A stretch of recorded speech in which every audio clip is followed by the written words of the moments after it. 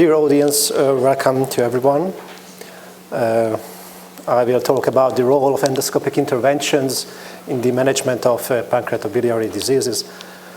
Let me briefly introduce myself. I'm a PhD student here in the CTM, where I began my PhD studies with a vision in mind to reduce mortality and morbidity related to pancreatobiliary diseases. I intend to achieve this via enhancement of endoscopic management of these disorders. And to accomplish this, I'm currently working in two specific projects. One is about gain a better understanding of the role of different ERCP techniques in patients who previously underwent Roux-en-Y gastric bypass operations. And the second is about improving the endoscopic management of ward of pancreatic necrosis. Let me introduce the first one, which I would like to conduct in form of a systematic review and meta-analysis. So I'm sure that many of you think themselves that this is a highly specialized ERCP topic, only interesting for a few people in the country.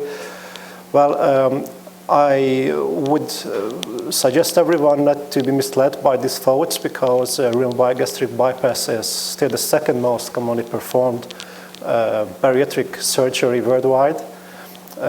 Almost 50,000 was performed in 2018, according to the last available epidemiologic data. So, as you can see here on the slide, this operation creates a very tricky anatomical situations for endoscopists when they are requested to perform an endoscopic intervention in the bypassed organs, and for instance, an ERCP in our case.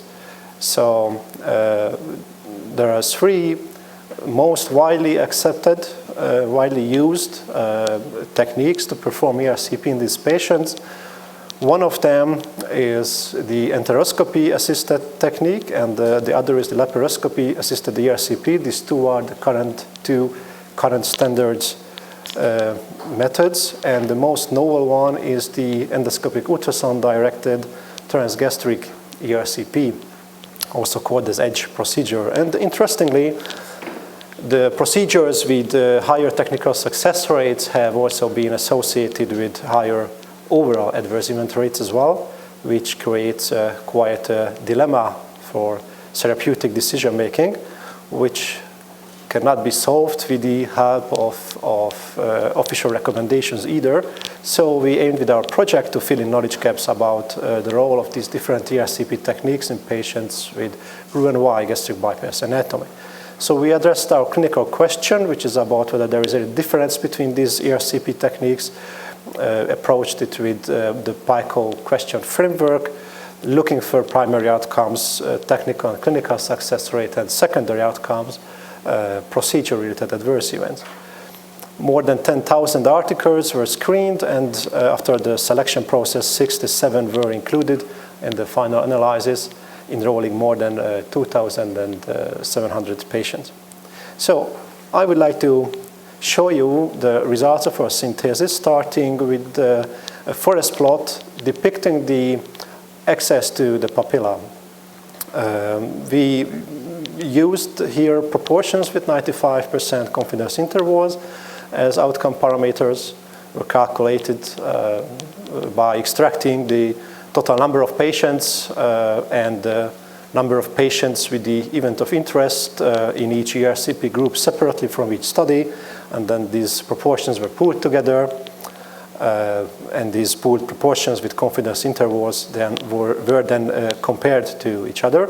And as you can see, the EDGE procedure and laparoscopic assisted technique performed significantly better in reaching the papilla farther compared to the enteroscopy assisted technique, and this difference grew even larger when the ERCP success rate was investigated. And finally, when looking or analyzing the overall complication rate, then we can come to the conclusion, or in our results show that although the enteroscopy-assisted technique was associated with lower overall adverse events, but this did not reach the level of statistical significance. So our project has several strengths. We included a lot of studies, more studies about each procedure than any previous meta-analysis. But the three most important strengths I would like to highlight compared to other meta-analyses which were published in this topic, that we implemented very strict inclusion criteria for patients and very strict inclusion criteria for the investigations. And we also paid a very great amount of attention on the statistical independence of data, and these are methodological aspects which were not so rigorously, not so strictly implemented in previous meta-analyses which were published in this topic. Of course, there are some limitations to our project which I would not like to advertise here, so I will just skip to the conclusions from which I would like to underline one thing, that according to our results, the role of enteroscopy-assisted technique is at least questionable in these patients, and that more prospective studies are needed to improve the level of quality of evidence. So this is my manuscript status. It's under progress, and I would continue with the second project, which is a suggestion for a protocol for randomized controlled trial, which would be dealing with the comparison of two endoscopic treatment strategies used in the management of ward of pancreatic necrosis. Acute necrotizing pancreatitis is a very serious disease with high mortality and morbidity. And ward of necrosis is a late local complication of acute necrotizing pancreatitis, which is basically, the ward of necrosis is basically a necrotic mass with a well-natured wall, which, if certain criteria are met, have to be drained. And this can be done by several methods. One of them is an endoscopic method. It's a so-called direct endoscopic necrosectomy. It includes the placement of a lumen-opposing metal stent between the GI lumen and the necrotic cavity, and then entering this cavity and performing a necrosectomy from there. But what should be the indications for this treatment? What should be the correct timing? When this should be done? How often? For example, in an on-demand fashion or in a scheduled way, is our unanswered questions yet, which we would like to address with our project. And we are looking for primary outcomes like the composite of major complications and mortality. So again, the first project, regarding the first project, the manuscript is under writing, and the second project needs the protocol preparation. And I want to finish my talk with a quote from Mark Twain: to be careful about reading health books, as you may die of a misprint. Thank you very much for your attention.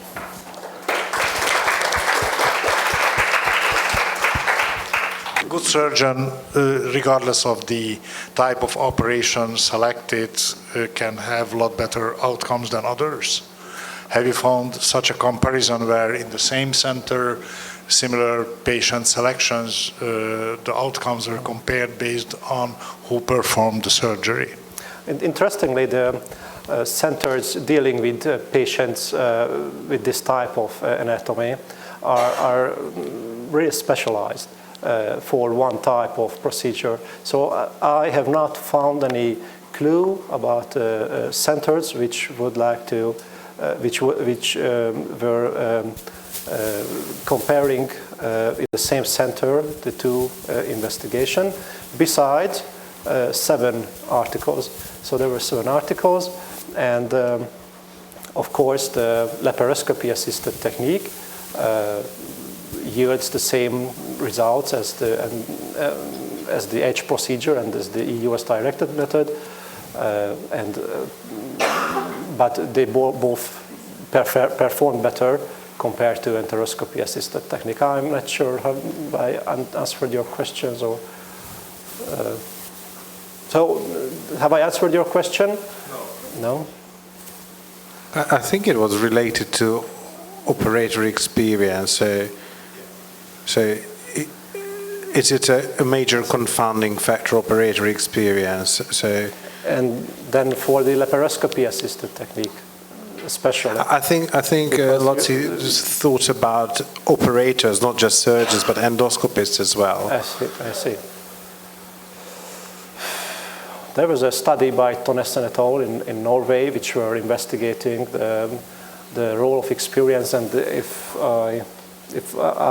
among the limitations, I skipped this. No, okay, let's just leave it. So among the limitations, there was a point that the variety of expertise among the endoscopists could play a role and could influence the outcome of these procedures. That means, of course, surgeons and interventional endoscopists with less experience provide worse outcomes. I think the answer is probably yes. So operator experience probably plays a major role. Plays a major role.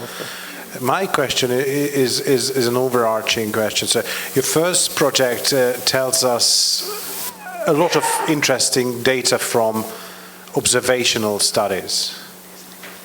Should we and how could we do randomized controlled trials on your first project? So the first question, should we, or is it enough to have convincing data from retrospective studies? And if we should, could we? How could we? The question is whether we are satisfied with the low and very low level of evidence coming from these studies. This is the question, basically. But of course, perhaps this suggestion to do randomized controlled trials is rather theoretic, because we could just simply accept the results of these observational studies based on the thought that there would be no significant difference between the results when this should be performed in form of a RCT or in a prospective study. But I'm not sure, but I've learned, for example, here at the CTM as well, that the quality level of evidence is very important. I like your answer, but I would like to contest that, and I would just say that you can have convincing evidence with case reports. If you've got case reports of people jumping out of airplanes without a parachute, they will die. And there are case reports that people who wear them, you don't need to do a randomized controlled trial on that. And that is my point. Sometimes observational data is convincing enough, and you may not need to think about RCTs. And that would have been my first question. Do you think that your data is convincing enough to say, this is a good practice to introduce this new technique and not the other one? Well, you cannot exclude biases when 7 comparative trials exist about this topic. And you cannot exclude biases how and why certain patients received that procedure and not the other. And we cannot know whether these biases were eliminated, would we get the same results or not. So I would stick with the need of prospective trials.